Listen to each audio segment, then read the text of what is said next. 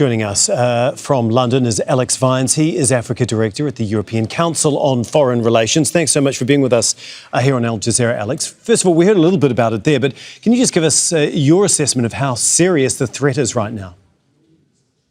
Oh, it's for Bamako, it's incredibly serious. So, as your reporter said in the package, the jihadists have moved southwards. They are strangling Bamako, the capital of Mali, with this fuel blockade.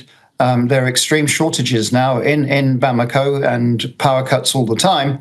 And they're clearly not able, with 4, 5, 6,000 strong, to take over Bamako in the way that the Taliban did in Kabul. But they're clearly looking to provoke a collapse of the military junta and maybe some other type of hybrid regime that comes out of it, which they would be more amenable to. This is all happening despite years of counter-terrorism operations. What does that tell us about the security of the country right now?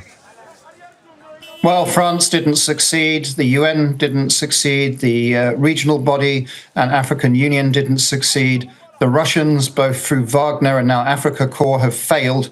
And so the new offer at the moment are the Turks. There's a big Turkish defense fair, focused fair, Bamax 25, that's opening in Bamako on Monday.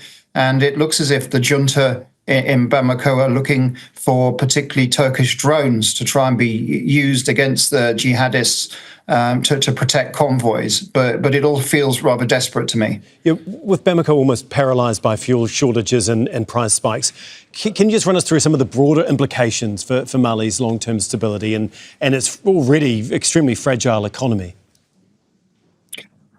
Well, a jihadist-orientated administration in Bamako would have shockwaves across the region, particularly into the other AES states. Those are the ones that are led by juntas at the moment, Burkina Faso and Niger. They are struggling also with insurgency, but also concern about the spillover to coastal states that your reporter in the package mentioned. So the Benins, the Togos, Ghanas and so on would be concerned about that.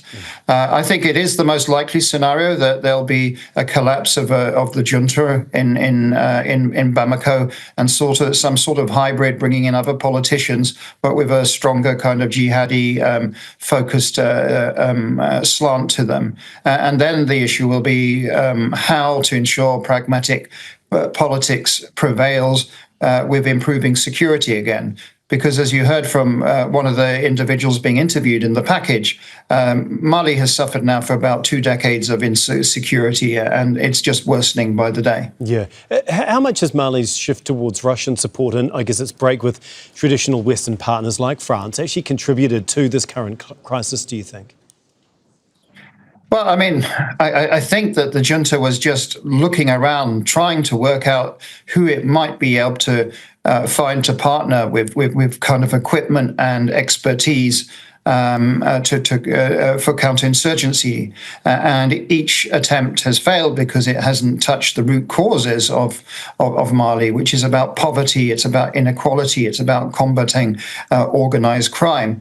So, as I mentioned, Turkey is just the latest in a long list of countries that Mali has reached out to. Myself, earlier this year, I saw an envoy from Mali that had come to the United Kingdom, suggesting that the UK might be a good partner of Mali because it had a history of combating insurgency elsewhere in the world, and has also experienced a divorce, Brexit in terms of UK, but a divorce that the Malians had just done with ECOWAS. So they have been shopping around, looking desperately at where they might find other partners. OK, just looking ahead, what options does Mali actually have to restore any sort of safety or security? Or do you see the country sliding, I guess, further into isolation and instability? Look, I think it's going to be about elite bargaining and politics inside Mali where the solutions lie. And there are plenty of disgruntled individuals and politicians that would maybe see a different course from the one of affiliating with the junta there right now. But the short term could be that the current junta collapses. There's fragmentation in it, very evident now, and another junta that would try to desperately hold on to power. So we may have a period of increased uncertainty, and then yet another collapse. I mean, this is all speculative because it's very difficult to predict where things are going. But I do think at the end of the day, we are now in a situation where it's likely that some sort of accommodation might emerge between Jenin and politicians that are based in Bamako and other major cities that remain outside of Jenin control. Alex, thanks so much. We really do appreciate you coming on and talking with us. Alex Vines with us out of London. Thanks again. Don't miss out and get the full picture. Subscribe to Al Jazeera for reliable news and expert insights. Like, share, stay ahead.